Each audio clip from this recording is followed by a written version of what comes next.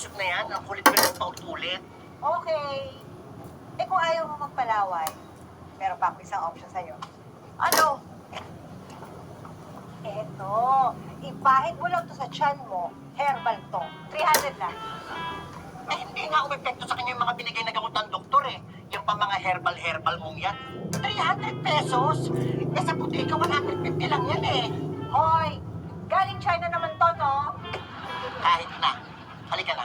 Kasamahan na lang kita, Keser. Magpalaway ka na sa tiyan. Akla, ayoko talaga. Alam niyo, kahit na anong mangyari, hindi ako pupunta kay San Pipito para magpalaway.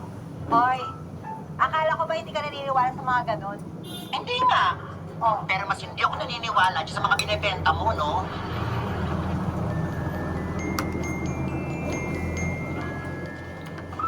Sausage. Ano ba na to? okay, menu. El Rancho. El Rancho. Sausage. El Rancho, Gina Sausage, anak. Isa, Levis, Gina Sausage. Si Maria yan eh. Hoy, Maria! Oh, Tibi, anong ginagawa niyo dito? Lutuon ba Ikaw, pagkain siya? anong ginagawa mo dito? Pero muna na siya deplot nga. Pwede kinakausap lutuon, ko ng pwede sipon. pagkain. Ezekiel. Kamusta kayo? Ano, pwede pong lutuon, pwede. Tungkol saan po ba ito? Tinuturuan niya ako paano mag-negosyo. Oo, tama. Tinuturuan ko siya para kumita ng extra. Iniibutan ka. Hindi lang Ay, sa bawal. walang galang na ho ah. Hmm? Kasi po Wala ba kanina yung nakita sabaw ko sa hawak baba? niya yung kamay niya. Ha? Tama na. Tinutulaan ko lang siya. Kasi marunong ako manghula kung ang isang tao ay magtatagumpay sa kanyang pinapasok. So, kung wala tuloy ka sa Ay, naku, hindi na ho. Nagmamadali po Dati kami. ang sabaw, Aalis na nga ho hindi. kami. Tara na. Tara na. Babukalan. Tara na, Periset. Teka na, Tibi. Sandali. Pwede magpahula? Ay, oo naman. Huwag na. Laga na. Periset, mauna ka na. Siguro sa kanya ako. Naku, napirada yun. Napachat ko lang. Oh, ganyan na nangyari sa kaibigan mo, di ba? Nag-chat lang, tapos niloko siya. Eh, pinagsabihan ko na nga po yan, Dev eh. Ano bang sinabi niya sa'yo? Ba't ka nagpagkita? Ay, wala po. Nag-alok po kasi siya ng sideline. Magbibenta lang daw po ako ng pastillas. O tapos yun lang, hindi mo nahalatang iskap yun. Tsaka nakita mo ba yung pagmumukha? Eh, mukhang nagbebenta ng tao. Baka mamaya nga, wanted pa yun. Mabait naman si Punong Ezekiel. Punong Ezekiel.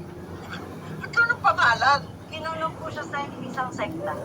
Bagay nga sa kanyang tawag na puno. May ugat na siya. Anong thunders? Kaya ikaw, pag meron sa'yo nag-chat na lalaki, magsabi ka agad sa amin. Sige, Ate Bea. O, dapat lang para hindi na umabot sa kung saan pa yan. Pero alam mo, Ate May, meron pong app, yung phone tracker. Pwede po yung i-download sa phone ng kasama mo para malaman ko nasa sila. Pero okay yan ah. Sige po, sorry na po talaga. Kasi naisip ko lang nakikita ko ng extra. Tapos, yung mga chat niya sa akin, Ate Bea, talagang ang dami niya nakulaan sa akin. Pero ikaw, hindi mo nahulaan na scammer siya. Si Ma'am talagang, hindi naman po ako manghuhula eh.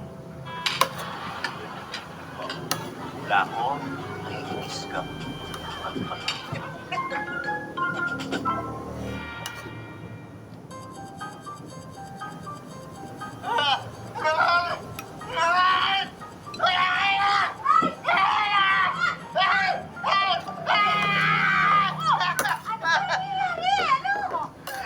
Sama ng panaginip ko. Oo nga, sumisigaw ka nga. Ano ba yung panaglipa mo? Gusto raw pumatay sa akin, parang horror na pelikula.